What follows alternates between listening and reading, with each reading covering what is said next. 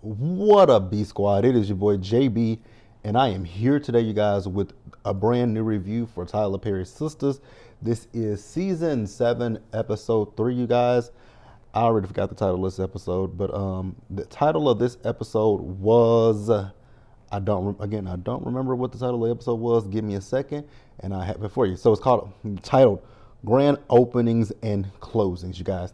So before we go ahead and get into this review, if you guys are watching this video or any other video on the channel and you guys aren't subscribed yet, then I need you guys to do me a solid favor and stop taking me out on this date and then having me pay for it at the end of it. You guys know the routine. You can do me that favor by liking the video, subscribing to the channel, and also by turning on your post notifications, you guys. And with that out of the way, without further ado, let's go ahead and discuss this episode of Sistas, shall we? All right, you guys, so this episode, we open up and we're over at Andy's law firm, right? And today the law firm is like super duper busy. And Fatima saw Andy. She's like, girl, where the hell you been?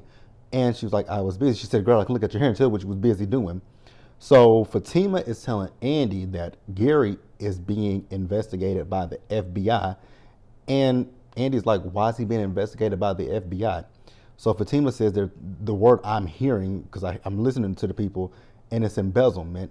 And she's like, he has a legitimate business. She was like, girl, no. They are looking at him like he has a Ponzi scheme, right?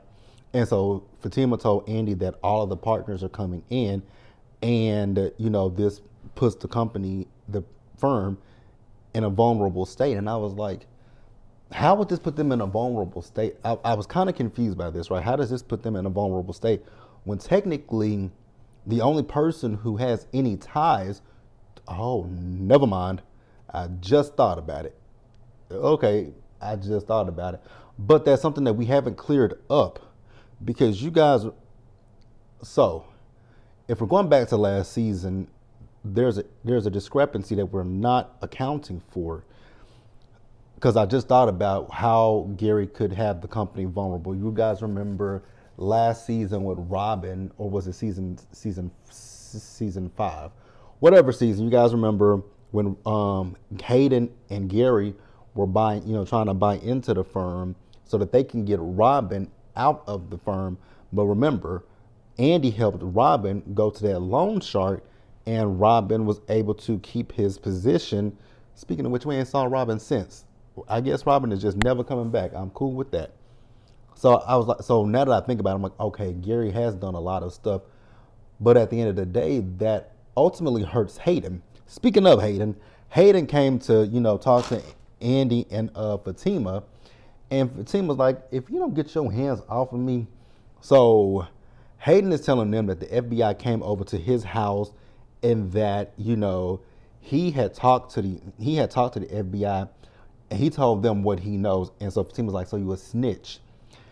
And basically, when it comes down to Hayden is talking to Andy because at one point, Fatima did ask Andy, like, the penthouse, the car, is that in Gary's name? And Andy was like, no, it's in my name. Now, when it comes to the penthouse and my bad, you guys, ran out of memory once again. So what I was saying is, and you guys can correct me if I'm wrong, but when it came down to the penthouse and to Andy's car, if I'm not mistaken, didn't Gary buy that in cash money? So there's no paper trail with that. It's literally cash. And it's no paper trail with that. And at the same time, everything is in her name. So I don't see how anybody could link it to him. But who knows, right? Now, Hayden is talking to Andy and telling Andy, like, basically, if you don't mention me to the partners, I won't mention you to the partners, basically. You scratch my back, I scratch your back. And I was looking at Andy and I was like, do you necessarily trust Hayden? Because Hayden is someone who is all about self. But you guys will tell me what you think, and we'll pause here and we'll move forward. Now, next up, we got Danny. Now, I will say the beginning of this scene with Danny, I was a little bit confused because Danny was cleaning up her apartment, right? And the only thing that was wrong with her apartment was her sheets were everywhere, so you could definitely tell that she and whatever that boy's name is, Tony, creepy Tony, had relations the night before, right? And she was talking about a condom package, a condom wrapper that was on her dining room table. And that's where I got confused. I was like, is she mad that he used the condom, or was she mad that the condom was on the table? I was a little confused about that. Now, the reason that Danny is cleaning up the apartment because he asked her, like, yo, why are you cleaning up? And she was like, well, the therapist is coming over and she's coming over today. So I don't want my apartment to smell like sex and look like we just had sex, right? And so he ended up leaving and going, I guess, to his place to clean up and get ready for work. I don't know, don't care, to be quite honest with you guys.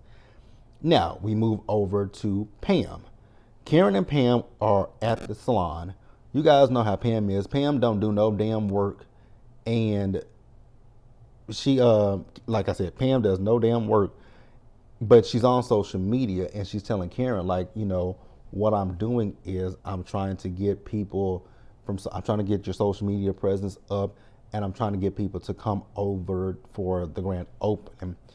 And Karen is telling Pam to stick with the list that she gave her and we'll be fine. Now, in the midst of them talking, the lights just went out. And I was like, Karen, what's going on with your lights, baby girl? Like, your salon ain't even open yet. We just got it to where it is now, and no lights. So the owner of the building, which is a lady, she came in, right? And she was telling Karen that, hey, you might not be opening today. And she was looking like, girl, why am I not going to open today? On top of the fact that I ain't got no lights. But I was about to call maintenance. And the woman was like, you can call maintenance, do whatever you want to do. But you ain't opening today because your auto pay, it didn't go through. And Karen was like, what do you mean? She's like, yeah, it declined. And so the woman told her, like, if you want to open today, you're going to have to figure out how to get me my money. And she's like, okay, I'll get it to you tomorrow. That lady was like, no. If you want to open this salon, new beginnings, new today, I need my money to Jbsay. And Karen was like, okay, you'll get your money today. So you'll get your money today. And then, we move over to Gary. So Gary called Hayden up, and Gary is telling Hayden that he needs his help. And Hayden told him, fuck no. Basically told him, fuck no, right? So Gary was like, I knew you were selfish with I knew you were a selfish little man. I was like, now Gary, I know you fucking lying. As much as I don't like Hayden, can't stand Hayden, would have preferred it if Hayden hadn't returned for this season. But Gary, you got your nerve to sit there and try to tell him that he is selfish when you're the selfish one. You're all about yourself, and then you're asking him for help for something that you did. He ain't had nothing to do with it. Ooh, next week's episode gonna really piss me off with Hayden. But I'm getting ahead of myself. So Hayden got off the phone with Gary, and Tamara was in there, and I was like, oh my God, she's back. And I'm like, what is she doing back? So in a nutshell, the reason why Tamara is in the office is because Tamara is trying to make up with Hayden. And I was like, girl, you talked shit about the man the last time we saw you. And you think that, I guess he is dumb enough because he wanted to have sex with her because he talking about how he missed it. I was like, nah, Hayden, hey, you know what, Hayden? Knock yourself out, slap yourself silly, do whatever you gotta do, but you look dumb. You know that this woman was playing you. Never mind. Maybe the sex was that good. Maybe he... Terrible. We'll pause here and we'll move forward, you guys. Next up, you guys, we move back over to Andy. So Andy is in her office, and Andy is starting to blame herself for this stuff with Gary. And Fatima came in and she was like, girl, that ain't got, the things that Gary did has nothing to do with you. Obviously, Gary was doing stuff before y'all, he's been doing this stuff. So don't blame yourself. And so if it's, she's telling her, why don't you just go down there to Karen's grand opening and I'll keep you abreast of anything that happens here. And she's like, do you think I should go? And she was like, girl, if you don't go, You're not gonna hear the end of it from Karen. And I was like, on that much, we definitely agree. Karen is a miserable, hateful person, and y'all know how she is. So, Andy, get your ass up and go down there to your best friend's salon opening. Now, we see move over to Danny with the therapist, and the therapist is telling Danny to relax. And Danny was like, "What are you talking about?" And the woman was like, "Anytime I ask you a question, you answer a question with a question." And so I've never been to therapy before, so I'm pretty sure I probably would do the same thing because it's just in my nature to be very inquisitive. Because all my friends say that because I do this to my friends, they're like, you answer a question, you answered my question, but then you hit me with another question. I'm like, well, shit, you asked me a question, so shit, why can't I ask you a question back?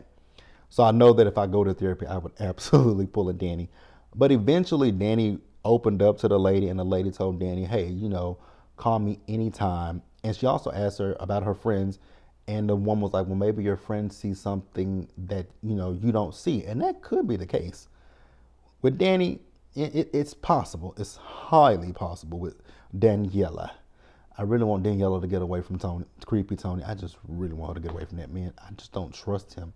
There's just something about him that just doesn't sit right in my spirit. Now, let's pause here, you guys, and we'll move forward.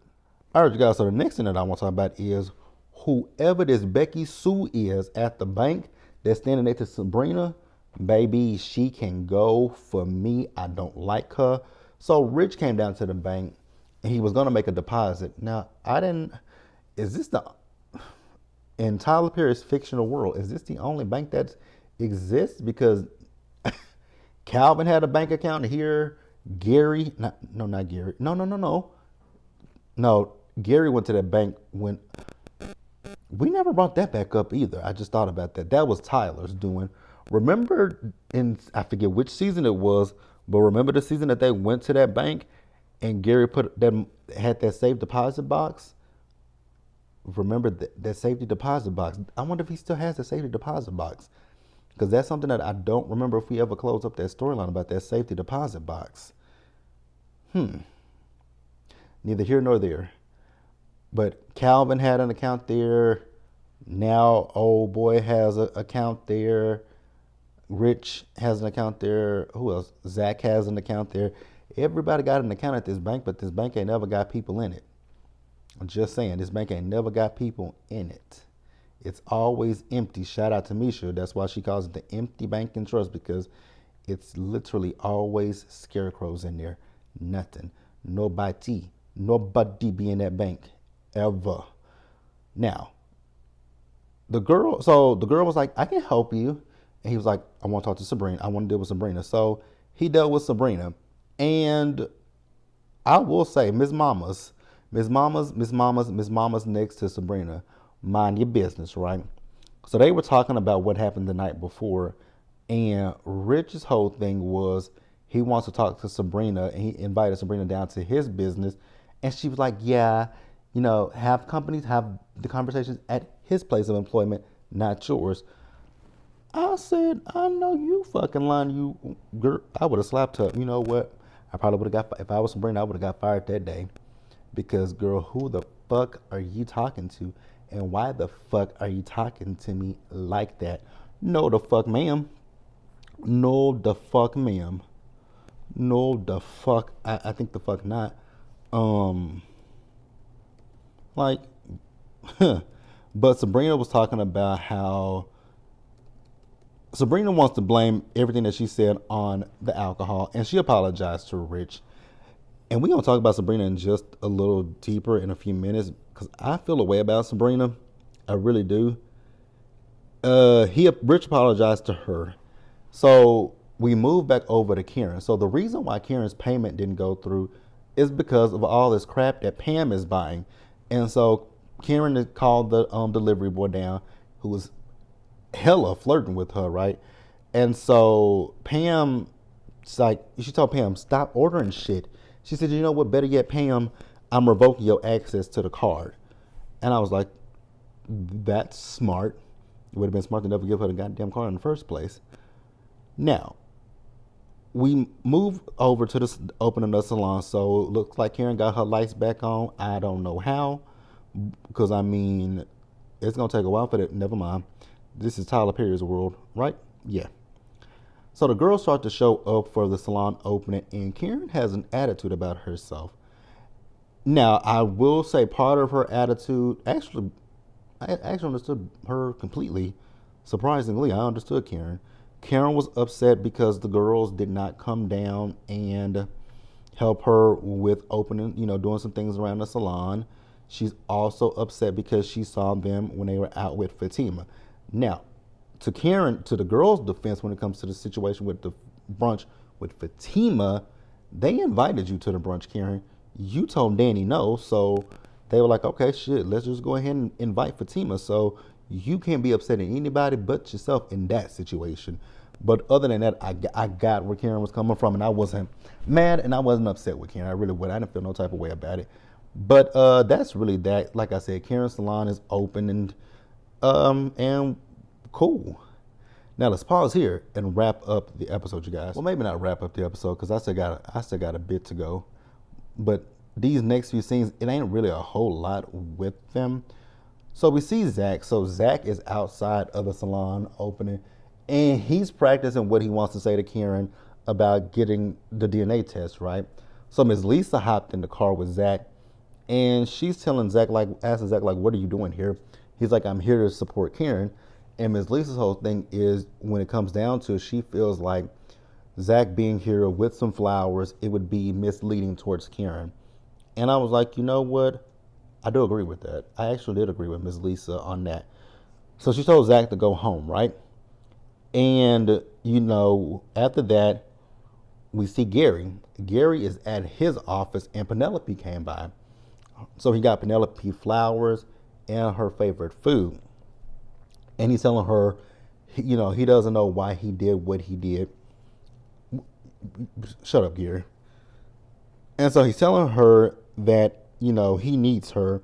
So he has this food in his hand, right?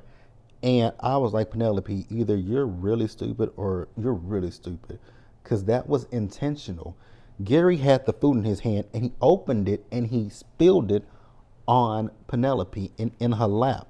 So Penelope had to go to the restroom to clean up. Now, I don't know why she didn't take her purse with her, but she didn't take her purse with her. So she left her purse there, and Gary took her driver's license and her credit cards out, and he took a picture of them. And I was kind of confused as to what he was doing, but I was like, okay, this is a little odd. So then we get over to the grand opening for Karen's salon, and the girls, they're giving Pam her kudos, and they gave Karen a gift, and Karen wanted to open it and said, no, open it later. And Karen thanked them for coming to support them. And, she didn't really apologize to them, but in her Karen way, she apologized to them, right? She also did let it be known that she's a little bit in her feelings about Zach not coming down to the grand opening. And I was like, girl, what? Okay, whatever. So Andy got a phone call from Fatima because Fatima has heard some of the partners mentioning Andy's name. So Andy told them, she got to go. Also, I want to mention that the girls were talking about their relationship, their issues that they got going on. Danny with therapy, Sabrina with asking for Rich's sperm, and Andy with this shit with Gary, right? And Karen was like, fuck all of that. Y'all are supposed to be for me. We're not talking about all that shit, right? So she ixnayed that. Now we'll pause here and move forward and wrap up the episode. So this scene with Sabrina, you guys, it was very awkward at first when she met up with Rich, and I'm going to sum it up to say, Sabrina, you look stupid, my girl. Like, I'm sorry. Rich doesn't want to have children, right? Because he has a lot of siblings and he has a lot of nieces and nephews. So he feels like when he was growing up, he was playing, another parent to his nieces and nephews. And so for that reason, he doesn't necessarily want to have children. And Sabrina was like, but she knows that she wants to have kids. And so ultimately, these two agreed that they're going to try to make it work. I was like, Sabrina, so you're settling for a man that's telling you he doesn't want children, but that's what you want. If that's something that you want, then that's a non-negotiable, and you should not be in a relationship with him. But who am I? Zach, he went home with the flowers, and Fatima saw the flowers. She liked the flowers at first until she found out that they were for Karen. So she was like, "Why did you get Karen flowers?" He was like, "I was going down to her salon to, support her and also ask her for the DNA test." And the flowers were for that part because he knows how Karen is. And if he asked Karen for the DNA test, she was going to flip her lid. And so Fatima was like, "Well, how did they go?" He said, "I never asked her because I ran into Ms. Lisa, and Ms. Lisa was telling me that, it's a little bit misleading." And Fatima was like, "I agree." And she says that you and her need some boundaries. And I was like, "I agree with that too."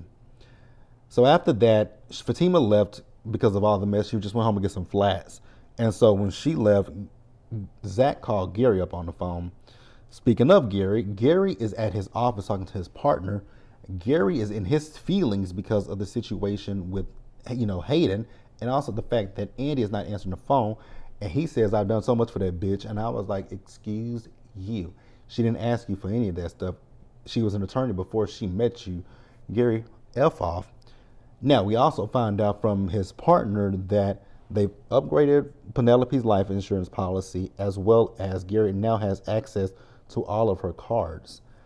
I was like, for some reason, I feel like Gary's going to try to plant all of this on Penelope.